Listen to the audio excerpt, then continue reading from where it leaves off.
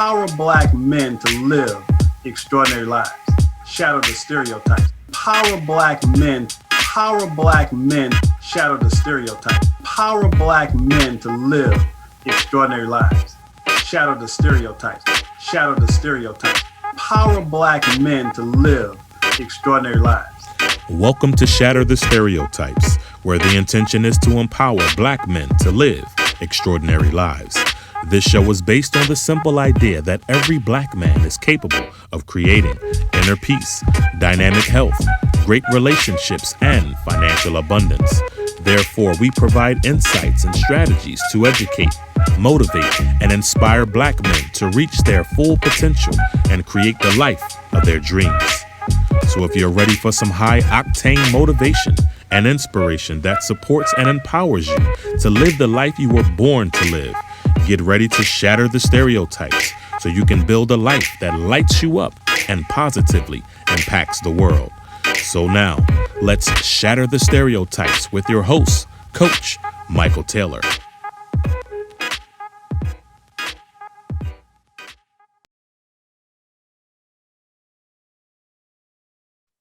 Hello and welcome to Shatter the Stereotypes, where our intention is to empower Black men to live extraordinary lives.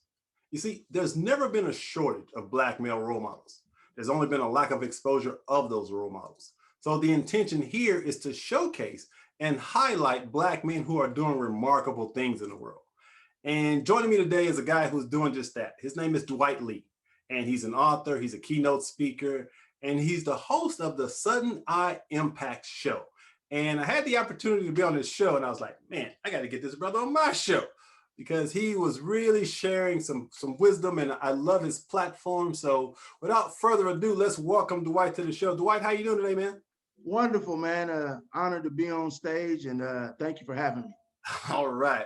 So we're going to talk about your work, your book, and everything. But before we do, let's jump in with some icebreaker questions. So first of all, tell us where you're from and give us the Cliff Note version, short version of what was it like growing up for you? I'm originally from Oklahoma City. I've been in the DFW Metroplex going on 19 years. Growing up, I just was a normal kid. I mean, I loved to play outside. My favorite thing was basketball. I mean, that's what I love the most. I started out in actually baseball, well, softball, and boxing. Also, I stopped boxing in 7th grade, but basketball was my passion. Wayman Tisdale made me fall in love with the game, and Michael Jordan maintained and sustained that love for the game. So basically, everything that I saw Jordan do on the court, I applied to all phases of my life, especially in academics. 45 years old, I'm still the only person, the first to go to college in my family on my mom's side, and the only person to graduate from college. So nice. Basically, watching Jordan's work ethic, it rubbed off onto me, and I used it in aspects of, writing my spelling words over and over again, doing my timetables. And I mean, I went all the way up to Calculus 3, finished in high school. Just one place out of the top 10% because the class shrunk. Graduated with like a 3.73. Graduated college with like a 3.5 and a 3.7 in my core classes. So basketball was my biggest teacher. I mean, nice. I had other adults that did influence me. I grew up without a father. So basketball was a big outlet for me. I mean, pretty much that's what inspired me, motivated me, and taught me the most. I loved the game. I poured myself into the game, and the game loved me back by teaching me life lessons. Gotcha. Now, cool thing about Tisdale is his music. I've heard a little bit of it, not much, but yeah. Dude, Wayman Tisdale is a jazz man. He's contemporary jazz. Yeah, I love Wayman Tisdale. It's great stuff. Yeah, he made me fall in love with the game, man. I mean, if you combine Jordan and Tisdale, I think you have me. You know what I mean? His personality, Wayman, the way he smiled, he was always happy-go-lucky, and then Jordan just being focused and being relentless in executing his routine. I mean, yeah, there you have it. Good role models. Now, Name a woman who's inspired you to be who you are. My grandma raised me, and the funny thing about it, and a lot of people laugh. So yesterday I made meatloaf, and I was not even aware that it was her birthday. She passed away in 2012, March 2012. So yesterday she would have been 85. I mean, she was my everything because she never was impressed with me. I mean, everybody else was always impressed with me, but my grandma was never impressed with me. She always told me the truth. She showed me tough love, and she basically set the tone for me to keep working, Nice. along with the Tisdale and the Jordan thing, because she was never impressed with me. Everybody that I meet, I impact them positively immediately. And they're always, giving me accolades, telling me this good thing or that and that. But my grandma, sometimes you need somebody to just bust you in your mouth. You know what I mean? Yeah. So name a man that you look up to and admire other than Michael Jordan. I actually I made a vision board somewhere around 2000, and basically what I did was I incorporated another bald headed man, and his name is TD Jakes. Okay. All right. All right. Good man to look up to. Now, do you like movies? Yeah, I love movies. I like some of my favorite movies. Name a movie that jumps out at you that you really enjoy. Crush Groove and The Last Dragon. Ooh, The Last Dragon is classic. that's so classic. Youngsters don't know anything about that, but Yeah. that's just classic cinema, man. I love that Last Dragon. So, if I gave you a magic wand and you could create anything your heart desired, what would Dwight be doing 5 years from now? Same thing I'm doing now on the platform, teaching the entire globe, coaching, teaching, training, writing, and facilitating. There you go. Good answer. Good answer. Now, there are some people who are pretty pessimistic about the future in general, while there are others who are pretty optimistic about the future. So, where do you fall on that spectrum between optimism and pessimism for the future in general?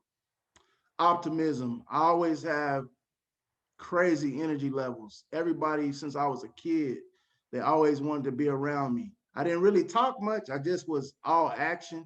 I was an energizer bunny. Just people like to be around me. So optimism. Why? Because I believe that I create my own future. I don't depend on no system. I don't depend on a person.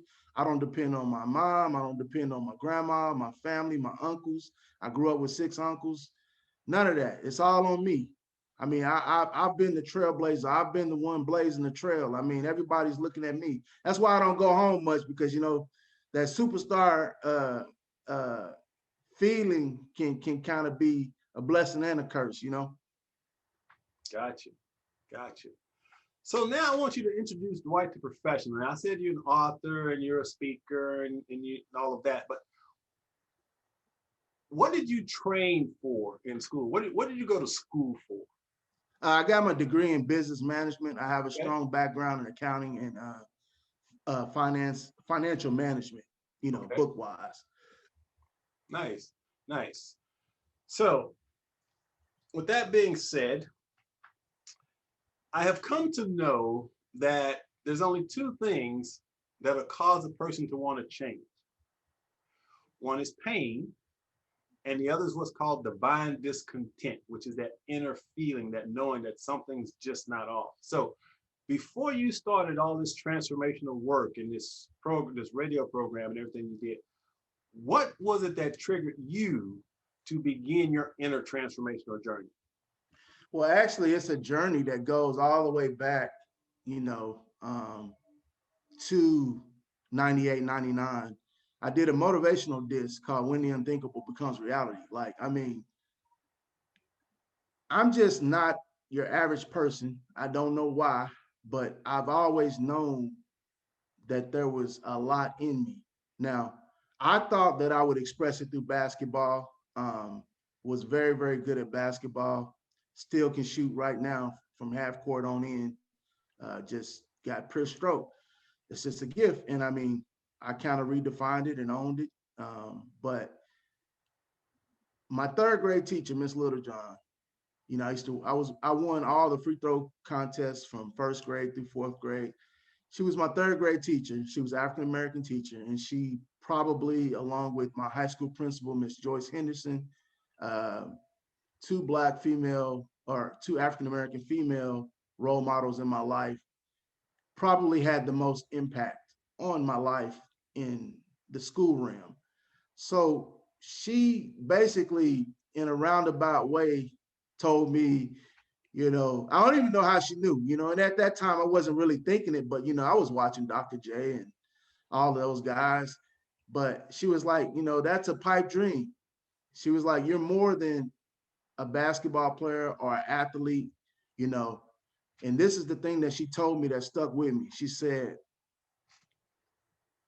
use your mind. And I was fascinated with the mind since I was about 4 years old. But here's what she said to me. Now, she crushed me in one aspect, but at the same time, she built me back up. She said, it's okay to desire to go to the NBA. I never told her that, but this is what she said. Like, she read me. She said, but learn along the way. Here's why. Once you learn something, it's yours and no one can take it away from you. So I thank Miss Littlejohn for that. Yeah, and that's a really powerful lesson. And it's amazing how teachers can influence the trajectory of our lives. Because when I was 6 years old, I was separated from my mom, had to go live with my grandmother. And I was pretty isolated, didn't have a lot of friends, but I had this teacher named Miss Bussy. And Miss Bussy was my inspiration after my mom. And Miss Bussy would always tell me, she said, Michael, you're one of the smartest, if not the smartest kid in this class. She said, so your ticket out of the situation that you're in, because she knew that I was in a really abusive environment. She said, your ticket out is right here. She says, your intellect. She said, so I want you to make sure that you study hard and you learn as much as you can. And for the first 6 years of going to school, I was a straight A student because of Miss Bussy. And because my mom told me that in order for me to move back with her, she said, you got to do good in school. So do good in school and I'm going to come back and get you. But it laid the foundation at a very early age for me to be studious and to learn and to read and to grow. And I loved all of that. So we all have, these influences, people that influence our thinking and in our lives. So I'm curious, who were some of the people that influenced your thinking when it comes to transformation and neurolinguistic programming and those types of modalities? Who are some of the people that you follow and learn from? I think the first ever real motivation book that I ever got was Tony Robbins. I don't study him much now, but this was man, I can't remember what year it was, but I got a hold of one of his books. I think it was Unleash the Power Within. And I kind of read that and I resonated with him when he's talking about he's eating the cereal and how his system didn't agree with the milk and all this stuff. And so it's just different things, little small things that kind of resonated with me. So I read the book. Now, the thing about me is I always could freelance write. I wrote to motivate people. A lot of the kids that I grew up with, they all went to the penitentiary and all that. So I used to just write and I would get I've probably written over 300 letters. You know what I mean? To friends that I grew up with. And it even goes beyond that. I actually forgot about that. One friend of mine, and he was really good in basketball. His name is, I call him, is JG. And this guy, he contacted his brother and he had a long sentence, I think 15 years or something like that. And this dude said, God told him that if Dwight comes speak at his parole hearing, he's gonna get out. And so that kind of shook me up a little bit. Not so much. I know I could speak in front of anybody, but it's man, did God really tell him that? You know what I mean? It's he's just not gonna really just be open and receptive to that. And so his brother was like, yeah, man, he really wants you to do it or whatever. I said, man, I'll do it. I just want to know, did God really tell him tell him that or whatever. So anyways, I went and spoke at the dude's hearing, and I think it was like a Wednesday. Man, the next Monday, the dude was on the streets. And I was like, wow. And I really looked up to him because, I mean, this dude, he was a lot like Mookie Blaylock, but he had like better handles. I mean, like he would tell you he's going to take the ball from you and he would do it.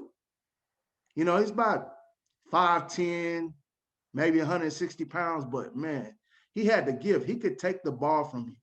And so I guess in all those writings that I did, and this is when I was in high school and college, I was flying these dry kites. I didn't have no money. I couldn't send them no money orders, but I didn't know it unconsciously. I was developing my gift. And there you have it. Yeah, and that's an important point, because this whole area of personal growth and development, there are lots of mentors and teachers out there that, especially as Black men, what I noticed was there was a lack of Black men in that arena. I'm a huge fan of Anthony Robbins. As a matter of fact, I've got an autographed copy of his book behind me here, Awaken the Giant Within. And I actually had him write in the book. I said, look, man, I want you to sign that one day you and I are going to go to dinner. And he looked and kind of smiled. And he actually wrote in the book, Michael, see you for dinner, because that's an intention that I set. And I can assure you it's going to happen one day. But my point is, as Black men, we must find mentors and teachers to support and empower ourselves to transform our minds. And this has nothing to do with ethnicity. It has everything to do with what's going on in here and in here. But I started my personal transformational journey with Anthony Robbins, as a matter of fact. Oh, wow. I did his Walk on Coals, the fire walk thing. I did that with Anthony Robbins. Wow. At the beginning of my transformational journey. So it's important that we have access to this information, this wisdom, because as Black men, as mentioned, when I first started this was 25 years ago. And I'd go to these seminars and I'd be the only Black guy in the room. Yeah. Never bothered me, but I knew that I needed to take what I learned and share it with brothers to support them. You know, we hear the saying, reach one and teach one, you know, reach back and grab one. And so after doing Anthony Robbins stuff and I had to actually rebuild my life because I had lost everything. I went through divorce, bankruptcy, foreclosure, deep state of depression. I was homeless for 2 years. But as I started putting my life back together, like yourself, I love to write. And I didn't know that I was going to be an author. I didn't even know I had the ability to write until I started writing as a result of all those challenges that I mentioned. So it's important for us to have platforms that educate, motivate, and inspire us. And that's why I do my show, this particular show specifically for Black men, because there's a lack of Black men in this genre. And as I mentioned at the beginning, there's never been a shortage of Black male role models. There's only been a lack of exposure of those role models. But I believe it is incumbent on us to create platforms that empower us so that we can reach our fullest potential. Now, with that being said, I'm just curious because we've all had challenges in our lives. So what are some of the challenges that you had to overcome as you were on this journey? Anything that pops out? Yeah, I would say like money management. That's a challenge area. Like I've always been able, since I was 4 years old, I've been getting money. I mean, I was washing white walls, I was vacuuming cars. I mean, anything to get money, passing out flyers. It's in my book, like stories, you know. By the time I was 5 years old, I already pretty much knew and had worked, hand in hand with millionaires, passing out flyers, newspaper routes, just any little odd and end jobs, cutting grass. I mean, my life is really like a fairy tale. So I was always able to create money, but see, no one really told me, how to keep it, preserve it, procure it. And so I've dealt with that challenge, and now that was a pain point. So I have an accelerated class. I mean, I'm loaded. I got like 5 curriculums that I could teach out of. But that's one of the things that needs to be in every community, especially the African-American community, because, like my mom, she grew up moving all the time. So she didn't want that for me and my sister. And so, sometimes I couldn't go over to grandma's, be with my uncles to watch sports. They're the ones that taught me about the sports. I had one uncle, and my favorite uncle was murdered, and my other uncle, he passed away prematurely. But he was the one that taught me, man, if you was any athlete anywhere and you was gonna blossom and be the star, he knew about you. And I was just trying to figure out, I mean, this guy had a banana in the sports page every morning. And I just wanted to know how he knew about all these people. He knew about Bo Jackson. He knew about Herschel Walker. He knew about Marcus Dupree. I mean, he knew about Jordan. He knew about everybody. Anybody that was anything, he knew about him. And I didn't know how. But then I saw him with that paper and that banana every day. I was like, this dude's studying. So that kind of, curbed my appetite to study, to read, and to try to be the best that I could be too. And two people that I highly recommend is TD Jakes and Bill Winston. They're both ministers, but these guys have uncanny wisdom. I'm also a big time Les Brown fan. So now I listen to Les Brown. I've read some of his books, but I mostly listen to him like on YouTube. Those three guys, I mean, everything about them represents integrity. I mean, I don't know them personally, but on a professional level about studying and learning from them, they have success in their life. They have proof in their life. Obviously, they went through challenges. They worked through it. Those three people, I vouch for. I co-sign for. I study them myself, and I highly recommend them. Yeah. So I gotta share my Les Brown story. So Les Brown was coming to speak at my church. I go to a church called Unity here in Houston. Mm-hmm. And I was a good friend with the minister. And when Les Brown was coming, I said, look, Reverend Caesar, I got a favor to ask you. And I just wrote my first book, and it was called Brothers Are You Listening? A Success Guide for the 90s. And so I asked my minister, I said, look, minister, would you just give him a copy of my book? And I just want to, get his feedback to see if he would be willing to give me his feedback. So my minister gave him a copy of my book. And in the book, I signed it to Les Brown, and I put my phone number in the book. Now, I was working for a hardware store at the time, trying to launch this business because I self-published. I started my own publishing company. So I went to work and I came home, and there was a message on my answering machine. Now, this was back in the 90s with an answering machine. There was an answer on my answering machine. So I hit the play button, and it was Les Brown. Wow. And Les Brown says, hey, Mike, I got your book. Thank you. He says, you get a chance, give me a call. He gave me his number. I called Les Brown. We're on the phone, and Les is like, man, great book. I love your message. And I just said, I said, Les, so what tips would you give me? So we had a conversation about 30 minutes. We just talked. And just the coolest down-to-earth guy you'd ever want to meet. And, one of my goals was to actually meet him, which I had an opportunity to do.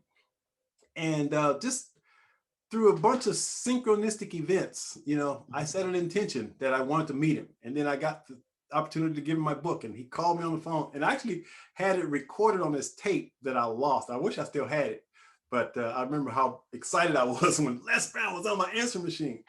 So, but yeah, he was one of the inspirations for me becoming a motivational speaker. Wow. Because when I saw him doing it, I said, shit, I can do it. So he definitely inspired me, and is still a good mentor and someone that I follow. So I got a story about that too. So in 2004, they had the Mega Fest out there in Atlanta. So we drove out there to Atlanta, and the paper said, the door said Les Brown. I've always wanted to hear Les Brown speak ever since probably probably at least maybe 9th grade or 10th grade. And so I went in the room, and there was some kind of mix up. So basically it was Bishop Eddie Long in there. And so it's all these people, and I didn't have the courage to walk out, but it gets better. So I go out to LA in 2019, April 2019, and I went to a Bob Proctor event. And so basically it's Saturday, and Proctor's teaching, several people, different people are teaching. And so we hear this noise outside. It's like thunder, roar, and it's Les Brown. And so Les Brown and Bob Proctor, they're really good friends. And so they decided to switch. Bob is going to go teach where Les was going to teach, and Les is coming to teach us. So I still was blessed to hear him speak. And I was like, man, Nice. that dude was like, you got to be hungry. I was like, oh, man, this is like, I almost welled up in tears of joy, man. It was just unbelievable. I was like, yeah, my wife didn't agree with me coming out here, but I came out here for a reason. And it was like, yeah, it was spot on because I've always, since about, I know, 89, 90, I wanted to hear Les Brown speak. And then I went into that room and I should have got up and walked out, but just being passive and worried about what people think, I didn't have the courage to get up and walk out and find the right room, but I still got to hear him speak. There you go. And I actually reached out to him too to try to get him on the show about 2 months ago. Yeah. Yeah. And that was that classic line, he says, you can't be hungry. You gotta be hungry. Yeah, man. I mean, he lit that thing up. I'm like, man, this dude is 70 something years old. Like, yeah. Man, that dude was roaring. Oh yeah, he's awesome. Now, I wrote a book titled The Cure for Onlyness, a Black Man's Guide to Joy, Passion, and Purpose. And the book addresses the feeling of onlyness that we as Black men sometimes feel and experience when we're in environments where we're the only people of color. So I'm curious, I'm sure you've had that experience. And how do you deal with that feeling of onlyness? Because for most of my life, I know that, I've been called an Uncle Tom. I've been called a sellout because some of the things that I do or some of the things I say or whatever. So how do you deal with that personally, this whole idea of onlyness? I guess, I really haven't dealt with it consciously. I've always been me. My wife has jabbed me a few times, said, well, you got all those jobs because you were lighter complected, just cracking a joke, playing around. So I think, honestly, I really hadn't been aware of it. Now, I've received some wrong treatment in different environments. I started working when I was 14 years old. I would walk to work and in Nichols Hills, it's kind of like what they have in Dallas, like the Highland Park, University Park, or South Lake Carroll. And so it's like, because of who I was, and I'm actually doing a positive thing, a couple times they actually delivered me to my job. And I was like, I didn't do anything wrong. I wasn't even old enough to have an ID or any of that. And it's like, man, why would they treat a little kid like that? And I'm actually doing something positive. I didn't understand, but it just me, I'm just a happy-go-lucky person. And I think a lot of times, not intentionally, but just natural, because I'm always being me, or I daydream a lot. I'm in a whole nother world. I really hadn't really paid attention to it as much. Okay. Now, so as a man who happens to be Black, what message would you like to share right now with other Black men who may be struggling in their lives right now and may think, damn, the cards are stacked against me. I can't succeed. What message would you share with them right now? A pen and a notepad doesn't cost much.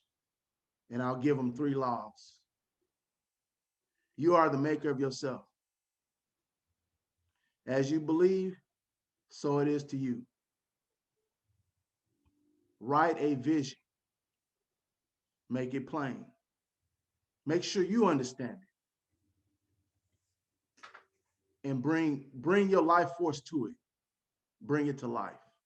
Now, I'll let you know, you're not going to get away with what you think. You're not going to get away with what you believe. You're not going to get away with what you expect. And you're not going to get away with what you say.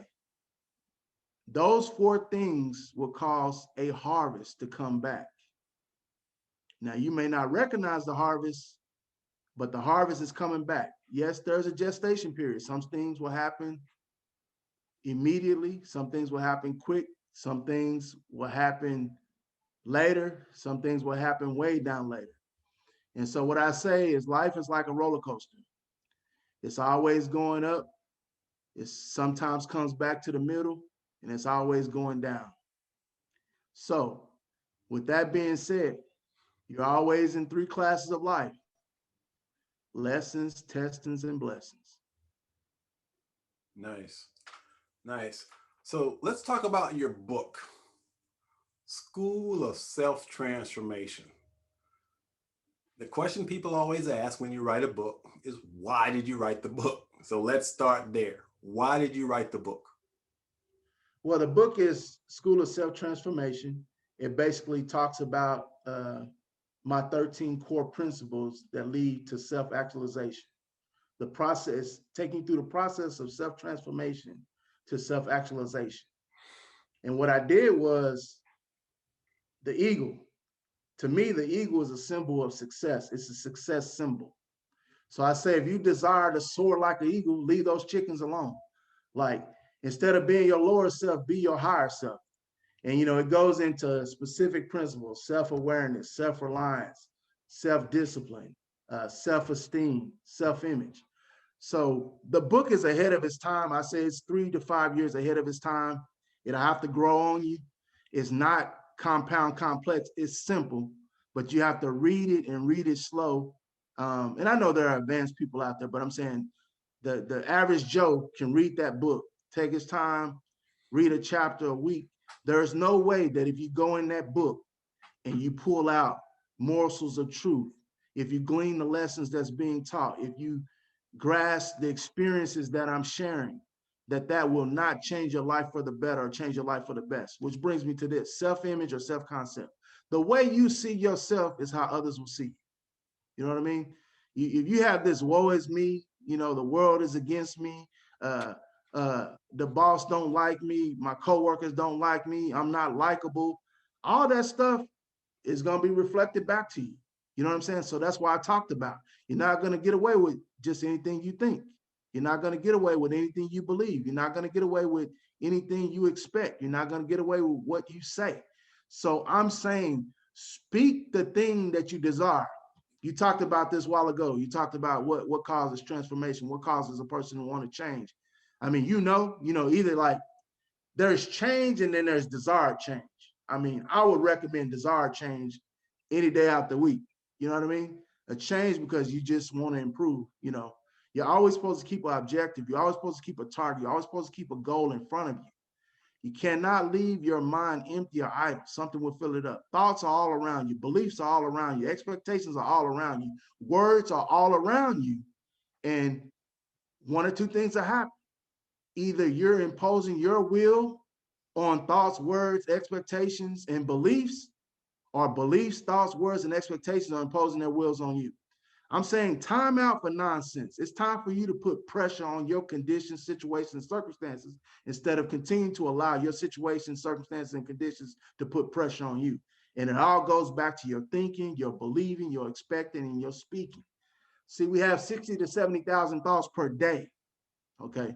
What's going on here? And they say we're conscious of about 5% of that. So if we was to use the lower number of 60,000 thoughts per day, you're supposed to be conscious or aware of 3,000 of those thoughts. That's not happening. I have two questions. What are you doing with those 3,000 thoughts that you're supposed to be aware of?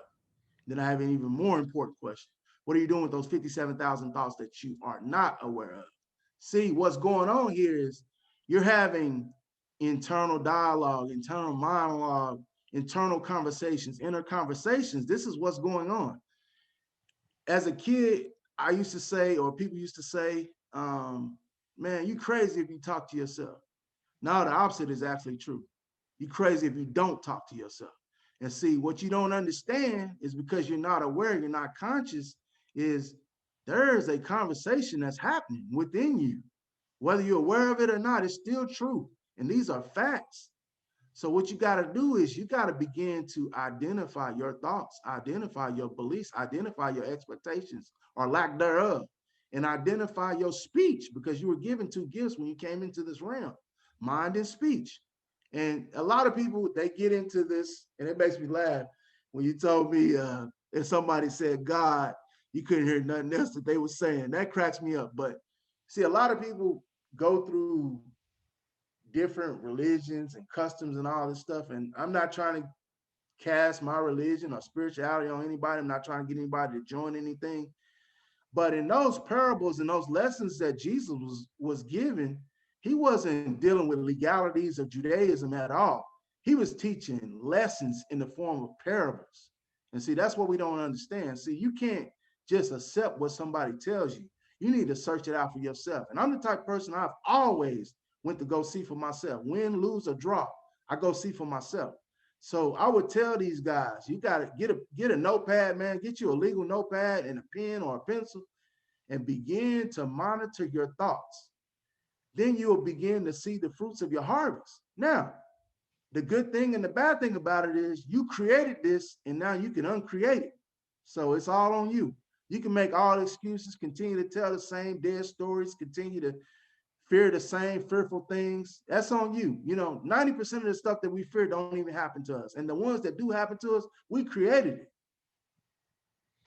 So with that being said, what are your thoughts on the law of attraction? I don't really know much about the law of attraction. I never really studied. I hear these people talking things and different things, but everything that I work with is about sound principle, and it's about seed time and harvest, because we're all farmers and we plant seeds. And at some point, we get a harvest. And whether we recognize it, we want to take ownership of it or not, you're 100% responsible for you. You're not responsible for nobody else, but you are 100% responsible and accountable for you. So now I want to talk about the Sutton I Impact Show on BBS Radio. But before we do, I am going to play a little clip. Let's see here. Hold on. Let me get my little clip here. And you're going to recognize this clip. Where is it? Let's see here. Hold on.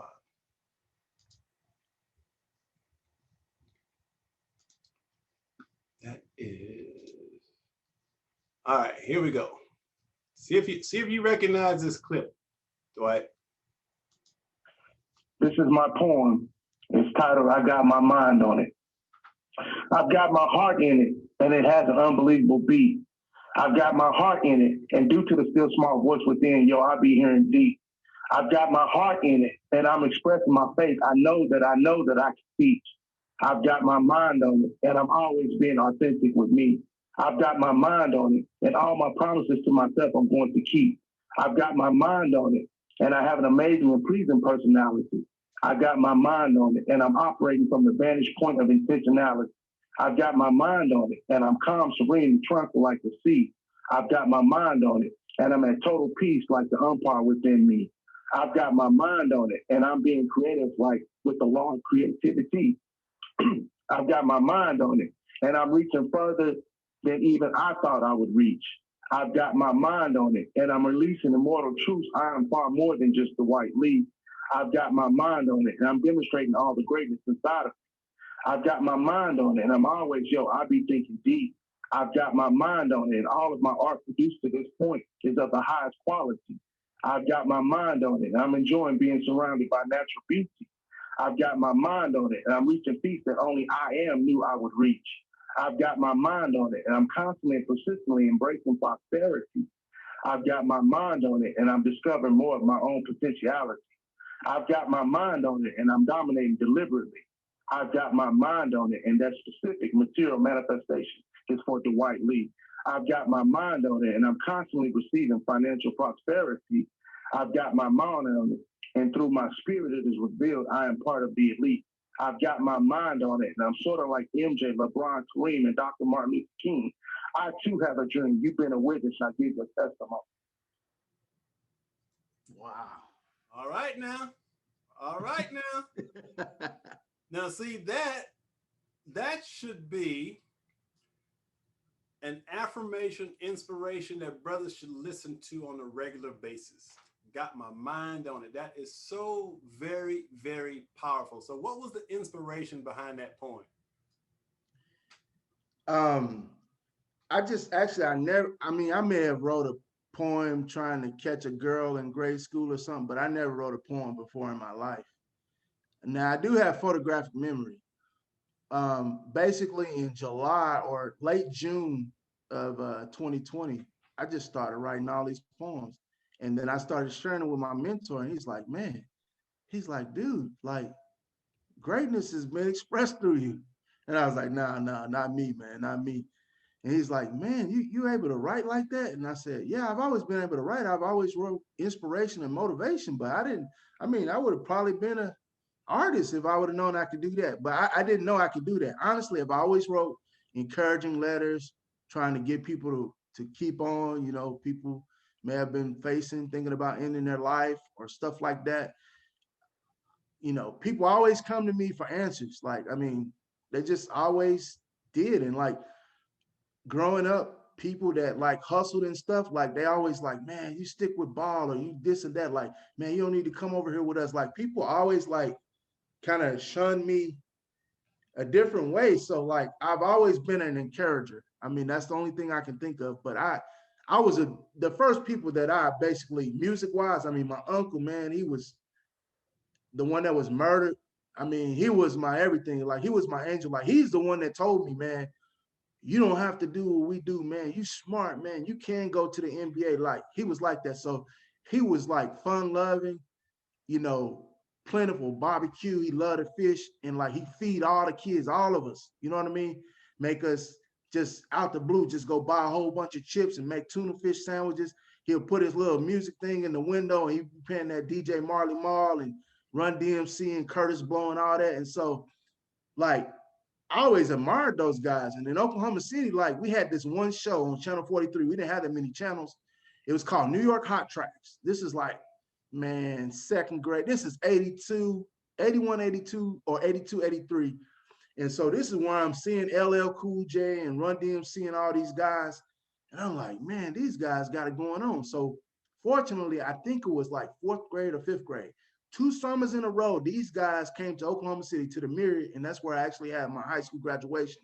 It's called the Cox Communication Center now, and that's where they have the women's basketball games. But those guys came in a concert, man. It was Run DMC, Houdini, LL Cool J, the Fat Boys, Biz Markie, and it was a couple other. I think Slick Rick came. I think Slick Rick came the second time, but the first time was all these guys, Run DMC, Fat Boys. That's why I love Crush Groove, the movie, so much. But like I'm listening to these guys, and I'm like, everybody's trying to be like Michael Jackson. I'm like, man, Michael Jackson's untouchable, but these guys seem realistic, man. But if I would have known I could do this back then, I would have been doing it. I didn't know. And see that the point of it is, the lesson of it is man, God put gifts in you. He put talents in you. And you don't know until you like pushed in the corner that you forced to go into these things and express them. Yeah. So like during the COVID, okay, I started the show on Michael Jordan's birthday. Michael Jordan is big to me. I don't know Michael Jordan, the husband, the businessman, and all this. Michael Jordan, the basketball player, is who I connect to. I saw what he did on the court, and I applied it to each area of my life, and it worked. And I'm gonna tell you when my grades switched. My grades switched when my mom like, I'm gonna give you $10 an A, because my mom, I mean, she worked 3 jobs till I got to 11th grade. We wasn't having much money. I mean, Christmas missed me a couple times, but I'm just saying. She like, man, I'm gonna give you $10. Hey, that first report card was like a 3.67, 4 A's and 2 B's. She's like, well, I'm gonna have to lower it. I'm gonna honor it this time, but now I have to give you $5 an A. So man, money can be a motivator, but all of this stuff, I just learned just different lessons, man. I always had strong work ethic. My work ethic is so strong that some people have taken advantage of me, but I look at it this way. What you hold back will be held back from you. So, I mean, in life, you can only cheat yourself. Yeah. So everything I do, I go hard. Like in basketball, man, I mean, I was a beast. Like I didn't care. I played against NBA dudes when I was in high school. I just looked at them as I got so-and-so in the summertime. I know who they was. I know what they had accomplished and all that, but I don't look at it like that. When we're on the court, I just say, if it's me and you number 5, be like, I got number 5. Even though I know you, we friends, I block all that out. We competing, and I want to win. Yeah. So the point here, though, is you have a gift, because that poem is a gift, and that is divinely inspired. I'm absolutely certain of that. And with that being said, I want to just talk a little bit about your show, Sudden Eye Impact. What is Sudden Eye? Can I do one poem for you? I got something for you. Can I do one for you? Yeah, go ahead. This one is called My Ambition. Let me find it. I actually have 2 that I can break out, but I'll just find this one. Appreciate you letting me share this, but this might This might move the crowd. It might, raise the dial.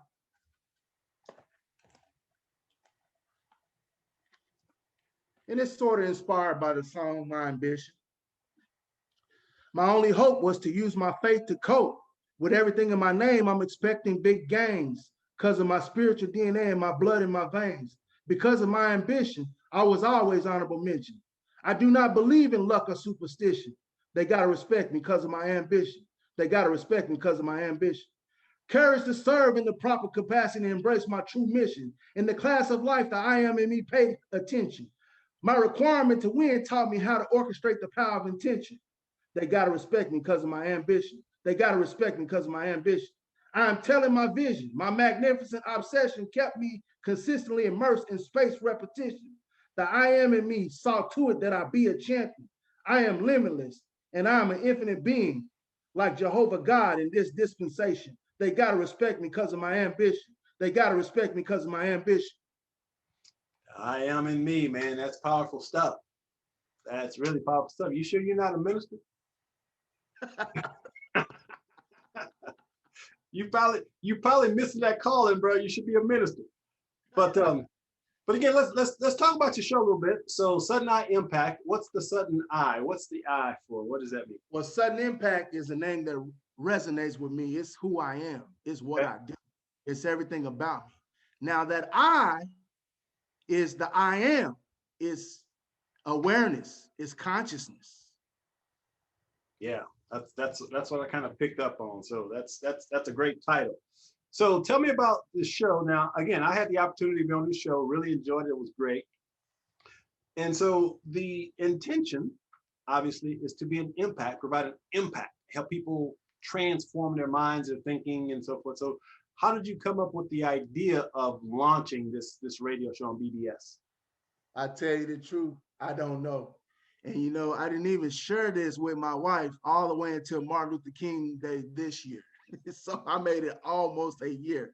And the reason being is it just would be some disagreements about different things. But see, you have to know what's in you. You can't care about what somebody says. You can't care about how someone feels.